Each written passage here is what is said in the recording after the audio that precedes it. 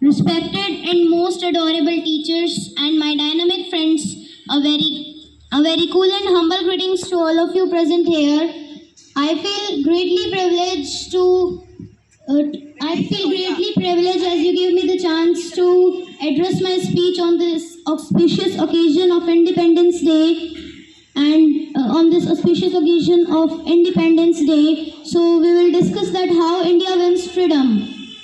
So, and we will also discuss that what were the situations of India in the earlier periods. So, India was very well known for textiles, spices, jewelries, and pearls. The Arabs were the first to trade in India. The Dutch, the Portuguese, the French, and the Britishers then followed to trade in India.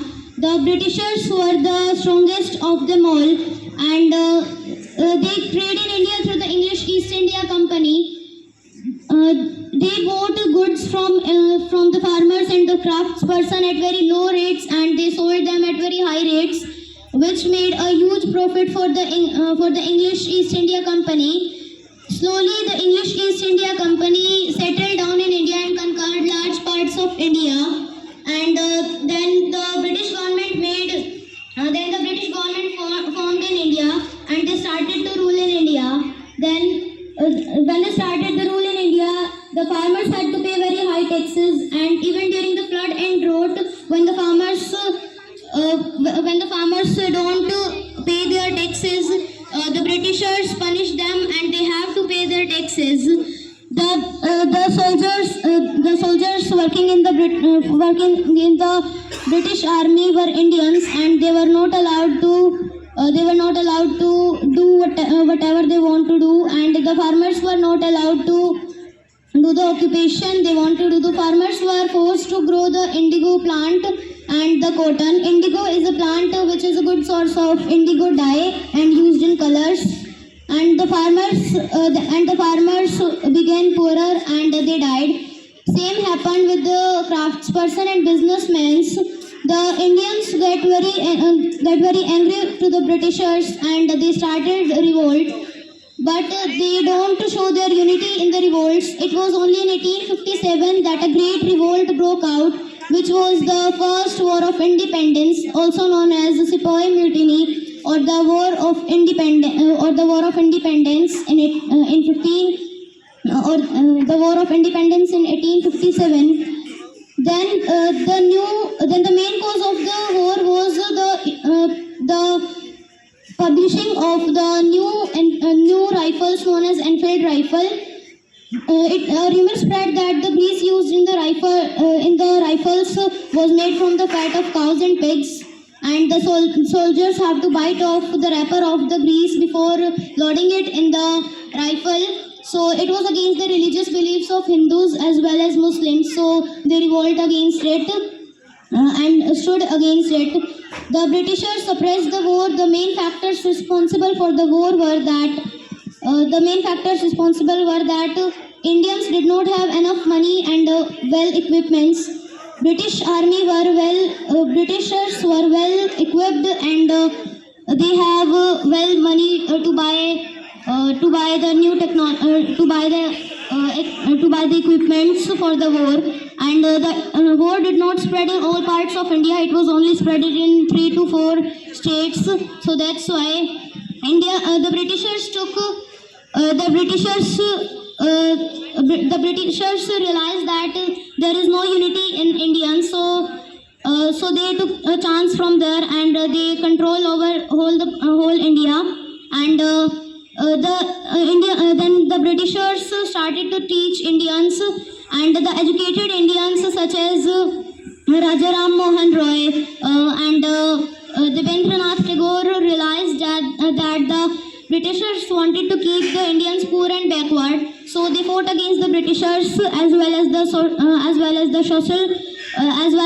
social practices, evil practices such as sati pratha, child marriage, and especially the caste system. After that, when the group of educated people realized that the Britishers wanted to keep India poor and backward, so the people started to unite with each other, and they formed a group, and that group was then in 1885 they formed the Indian National Congress, and the leader of the Indian National Congress was A.O. Hume. The first meeting was held at Bombay, now Mumbai. 72 delegates from all over the country participated in the meeting, and the leader or the vice president of that meeting was W.C. Banerjee. Then the members of Indian National Congress started to meet every year in different cities of the states of India, and then Britishers realized that now Indians are getting united with each other. So they launched policy divide and rule to separate Hindus and Muslims. In the earlier years, Congress have done many great works, and the members of Indian National Congress were known as moderates. Dadabhai Naoroji was one of the best leader of the moderates, or the one of the best moderate the Indian National Congress. Then with the Indian National Congress, the moderates, there grew another group that was known as radicals, like Lajpat Rai, Gangadhar Tilak, and Chandrapal, also called Lal Bal Pal, were the three famous leaders of the radicals, and the way they fought was they thought that Britishers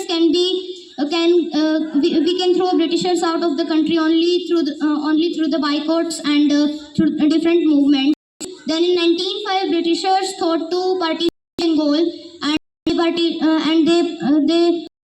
thought to partition Bengal so that the Hindus and Muslims cannot fight against the Britishers, and it happened, and